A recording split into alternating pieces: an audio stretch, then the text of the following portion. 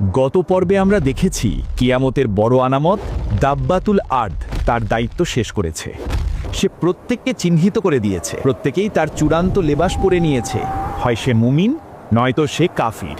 কিন্তু এখানেই শেষ নয়, বরং শুরু হলো পৃথিবীর ইতিহাসে এক অদ্ভুত এবং কঠিনতম অধ্যায়। আপনারা ভাবুন তো একবার, যখন আপনি নিশ্চিতভাবে জেনে যাবেন যে আপনার চূড়ান্ত পরিণতি কি হতে চলেছে, যখন তওবার দরজা চিরতরে বন্ধ হয়ে গেছে, তখন আপনার ভেতরের অনুভূতি কেমন হবে?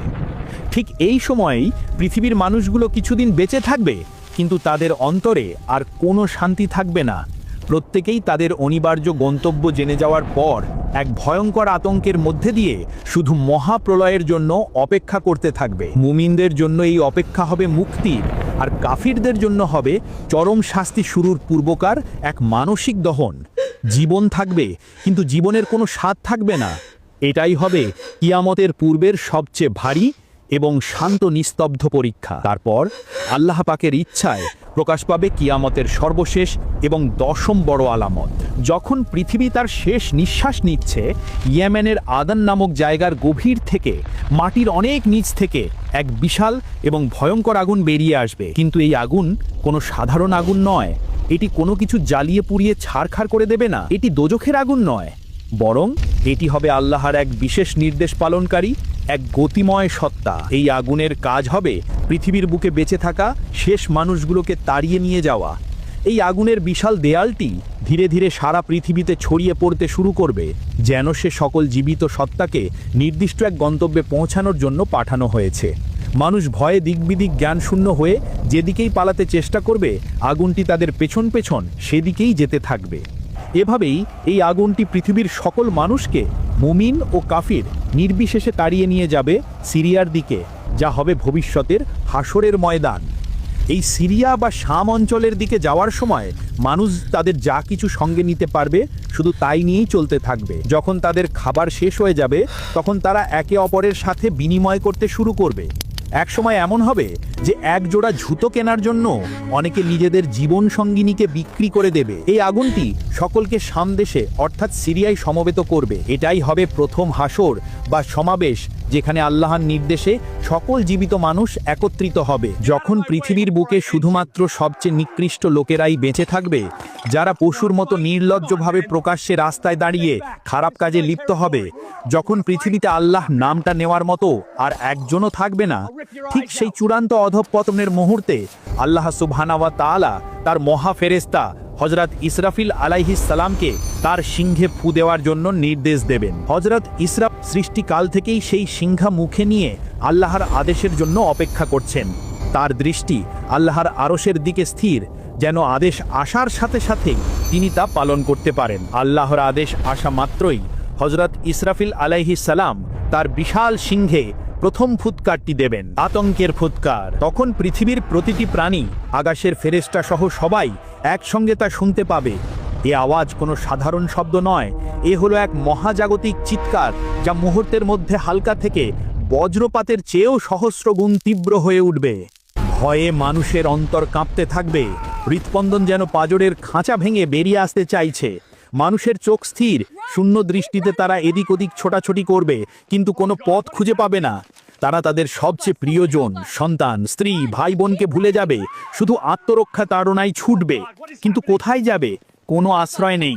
ভয়ে তাদের হৃৎস্পন্দন এমন চরমে পৌঁছাবে যে মনে হবে পাহাড় পর্বত তাদের উপরেই ভেঙে পড়ছে। এই মহাভয়ের মুহূর্তে মানুষ মাটিতে লুটিয়ে পড়বে, জ্ঞান হারিয়ে ফেলবে। গোটা পৃথিবী পরিণত হবে এক ভয়ঙ্কর, বিশৃঙ্খল, দিশেহারা জনতার উন্মাদ মঞ্চে। এই আতঙ্কের ফুৎকার যখন সর্বোচ্চ পর্যায়ে পৌঁছাবে, ঠিক তারপরেই দেওয়া হবে দ্বিতীয় ফুৎকার, মৃত্যুর ফুৎকার। প্রথম ফুৎকারটি ছিল শুধু ভয় দেখানোর জন্য, আর দ্বিতীয় ফুৎকারটি হবে চূড়ান্তভাবে ধ্বংস করার জন্য। দ্বিতীয় ফুয়ের সাথে সাথেই শুরু হবে আসল ধ্বংসলীলা, মহাবিশ্বের চূড়ান্ত পরিণতি।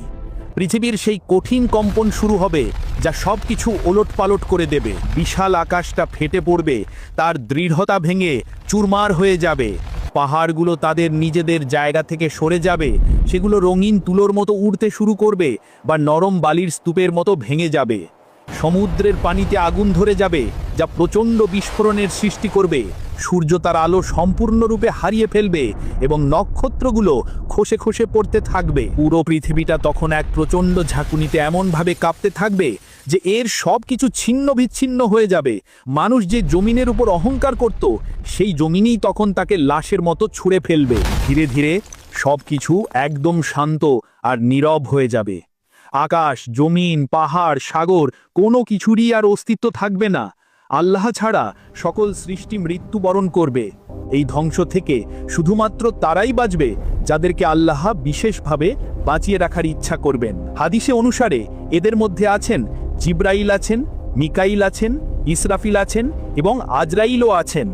আল্লাহর নির্দেশে একসময় আজরাইল আলাইহিস সালাম বাকি 3 জন ফেরেশতারও জান কবজ করবেন, আর শেষ পর্যন্ত স্বয়ং আজরাইল আলাইহিস সালামেরও মৃত্যু হবে। এখন সব দিক শুধু এক মহাশূন্যতা আর কবরের মতো নিস্তব্ধতা। সেই মহাশূন্যতার মধ্যে একমাত্র আল্লাহ সুবহানাহু ওয়া তাআলাই থাকবেন, যার একা রাজত্ব থাকবে। এই সময় আল্লাহ তাআলা তার একছত্র আধিপত্য ঘোষণা করবেন। তিনি ডেকে বলবেন, আজকের দিনে রাজত্ব কার? আর উত্তর দেওয়ার মতো কেউ থাকবে না, কারণ সব সৃষ্টি মৃত। তখন স্বয়ং আল্লাহই আবার উত্তর দেবেন, একমাত্র পরাক্রমশালী এক আল্লাহর জন্য। এইভাবে আল্লাহ তাআলা তার মহিমা আর সার্বভৌমত্ব প্রকাশ করতে থাকবেন এক দীর্ঘ সময় ধরে। এই মহাশূন্যতা স্থায়ী কতদিন হবে? 40 বছর, 100 বছর, আমরা কেউই জানি না। একটি দীর্ঘ সময়, যার সঠিক দৈর্ঘ্য একমাত্র আল্লাহই জানেন। হাদিসে এটিকে 40 বছর, 40 মাস নাকি 40 দিন বলা হয়েছে তা নিয়ে মতভেদ আছে। তবে এটি হবে একটি দীর্ঘ বিরতি। এই বিরতি শেষে আল্লাহ আবার সবকিছু নতুন করে সৃষ্টি করার প্রক্রিয়া শুরু করবেন। প্রথমেই তিনি আরশের নিচ থেকে এক প্রকার জীবনের পানি পৃথিবীতে বর্ষণ করেন নির্দেশ দেবেন।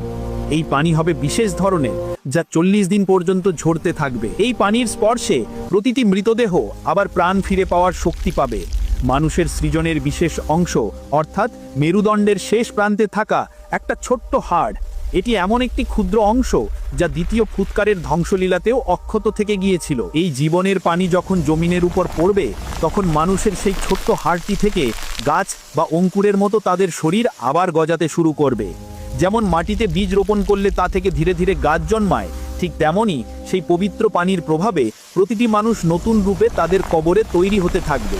যখন এই নতুন সৃষ্টির কাজ সম্পূর্ণ হবে, তখন আল্লাহ আবার সেই মহা ফেরেশতা হযরত ইসরাফিল আলাইহিস সালামকে পুনরুত্থিত করবেন এবং আল্লাহর নির্দেশে হযরত ইসরাফিল আলাইহিস সালাম আবার তার সিংহে তৃতীয়বারের মতো ফু দেওয়ার জন্য প্রস্তুত হবেন। পুনরুত্থানের ফুৎকার। তৃতীয় ফুৎকারটি দেওয়া মাত্রই এক অপূর্ব ঘটনা ঘটবে। পৃথিবীর প্রথম থেকে শেষ পর্যন্ত যত মানুষ এসেছে, যারা মাটির নিচে, সমুদ্রের গভীরে বা আগুনে পুড়ে ছাই হয়ে গিয়েছিল, সবাই তাদের কবর থেকে জীবিত হয়ে উঠে দাঁড়াবে। তারা যেন ঘুম থেকে জেগে উঠছে।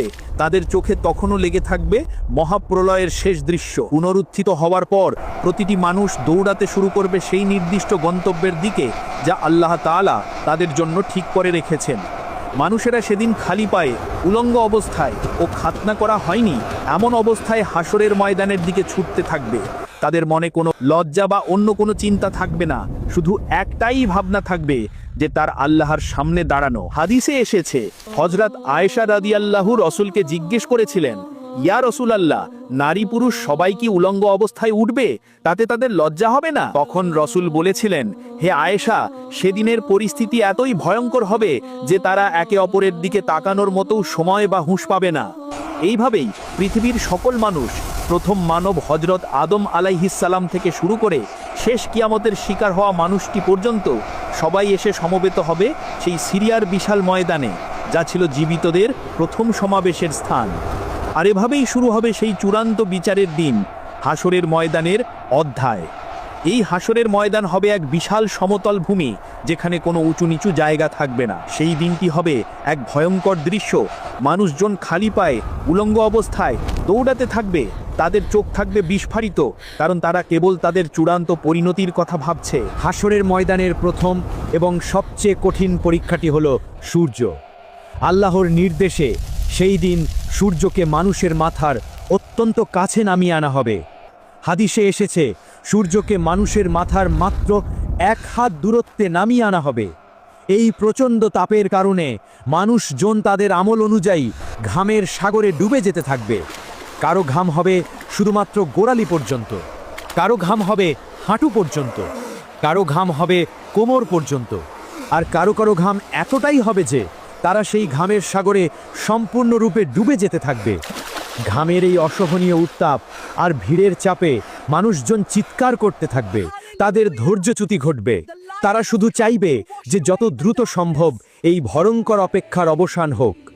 মানুষ যখন এই সীমাহীন কষ্ট আর প্রতীক্ষার মধ্যে থাকবে, তখন তারা মুক্তির জন্য মরিয়া হয়ে উঠবে। তারা তখন ছুটবে এমন কারো কাছে যিনি আল্লাহর কাছে তাদের জন্য সুপারিশ করতে পারেন। প্রথমেই তারা যাবেন মানব জাতির আদিপিতা হযরত আদম আলাইহিসসালামের কাছে। তারা বলবেন, আপনি আমাদের পিতা, আপনি আমাদের জন্য আল্লাহর কাছে সুপারিশ করুন যাতে বিচার কাজ শুরু হয়। আদম আলাইহিসসালাম তখন তার একটি ভুলের কথা স্মরণ করে বলবেন, আজ আমি এই কাজের জন্য উপযুক্ত নই, তোমরা অন্য কারো কাছে যাও। এরপর তারা একে একে যাবেন হযরত নূহ আলাইহিসসালাম, হযরত ইব্রাহিম আলাইহিসসালাম, হযরত মুসা আলাইহিসসালাম এবং হযরত ঈসা আলাইহিসসালামের কাছে। কিন্তু প্রত্যেকেই নিজেদের জীবনের কোনো ছোট ভুলের কথা স্মরণ করে বলবেন, আজ আমি এই শাফাআতের জন্য উপযুক্ত নই, তোমরা অন্য কারো কাছে যাও। শেষ পর্যন্ত সকল মানুষ ছুটে যাবেন সাইদুল মুরসালিন, রাহমাতুল্লিল আলামিন, আমাদের প্রিয় নবী হযরত মুহাম্মদ সাল্লাল্লাহু আলাইহি ওয়াসাল্লামের কাছে।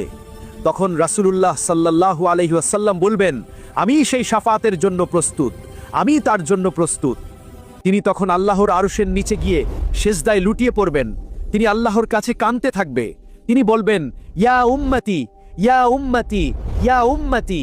আল্লাহ তখন বলবেন, হে মুহাম্মদ, আপনার মাথা উঠান, আপনি যা চাইবেন তা আপনাকে দেয়া হবে, আপনি সুপারিশ করুন, আপনার সুপারিশ গ্রহণ করা হবে। তখন রাসূলুল্লাহ সাল্লাল্লাহু আলাইহি ওয়াসাল্লাম আল্লাহর কাছে আবেদন জানাবেন, হে আমার রব, বিচারের কাজ শুরু করে দিন। এইভাবেই শুরু হবে চূড়ান্ত বিচারের প্রথম ধাপ। আকাশের মেঘমালা থেকে ফেরেশতারা নেমে আসবেন, বিচারকের আসনে উপবিষ্ট হবেন স্বয়ং আল্লাহ সুবহানাহু ওয়া তাআলা। প্রথমেই হিসাব শুরু হবে জুলুম বা অত্যাচারের। আল্লাহ তাআলা প্রথমে অত্যাচারিতকে ডেকে বলবেন, যাও, অত্যাচারীর কাছ থেকে তোমার হক বা অধিকার আদায় করে নাও। তখন অত্যাচারী ব্যক্তিকে তার নিজের নেক আমল বা ভালো কাজ থেকে অত্যাচারিতকে দিতে হবে। যদি তার নেক আমল শেষ হয়ে যায়, তখন অত্যাচারিত ব্যক্তির গুনাহ বা খারাপ কাজগুলো তার উপর চাপিয়ে দেওয়া হবে। এই বিচার হবে অত্যন্ত সূক্ষ্ম এবং নিখুঁত। এমনকি কেউ যদি কোনো পশুকেও অন্যায়ভাবে আঘাত করে থাকে, সেই পশুর পক্ষ থেকেও বিচার নেওয়া হবে। এই ভয়ঙ্কর হিসাব নিকাশের পর প্রত্যেক বান্দার হাতে তুলে দেওয়া হবে তার আমলনামা। এই আমলনামা হাতে পাওয়ার দৃশ্য হবে এক চরম নাটকীয় মুহূর্ত। যার আমলনামা ডান হাতে দেওয়া হবে সে হবে সফল, সে আনন্দে আত্মহারা হয়ে চিৎকার করে উঠবে। সে বলবে, এসো, তোমরা আমার আমলনামা পড়ে দেখো, আমি জানতাম আমাকে এই হিসাবের সম্মুখীন হতে হবে। আর যার আমলনামা বাম হাতে অথবা পিঠের পিছন দিক দিয়ে দেওয়া হবে, সে সাথে সাথেই ধ্বংস কামনা করবে। সে বলবে, হায় আফসোস, যদি আমাকে আমার আমলনামা না দেয়া হতো, যদি আমার এই জীবন শেষ হয়ে যেত। তখন সেই আমলনামায় লেখা থাকবে তার জীবনের প্রতিটি সেকেন্ডের হিসাব। এমন কোনো কাজ নেই যা সে এই পৃথিবীতে করেছে আর এই দলিলে উল্লেখ নেই। আমলনামা হাতে পাওয়ার পর শুরু হবে জীবনের সবচেয়ে ব্যক্তিগত এবং কঠিন জিজ্ঞাসা, আল্লাহর সাথে বান্দার সরাসরি কথোপকথন। আল্লাহ তাআলা বান্দাকে জিজ্ঞাসা করবেন, তুমি কেন অমুক গুনাহটি করেছিলে? মানুষটি তখন ভয়ে কিংবা কৌশলে সেই অপরাধ অস্বীকার করতে চাইবে। সে বলবে, হে আল্লাহ, আমি এই কাজ করিনি। তখন আল্লাহর নির্দেশে এক অভাবনীয় ঘটনা ঘটবে।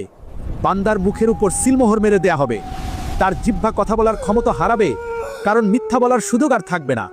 তারপর আল্লাহ সেই বান্দার শরীরের প্রতিটি অঙ্গ প্রত্যঙ্গকে কথা বলার নির্দেশ দেবেন। তার হাত সাক্ষী দেবে যে সে কোন অন্যায় ধরেছিল বা করেছিল। তার পা সাক্ষী দেবে যে সে কোন নিষিদ্ধ পথে হেঁটেছিল।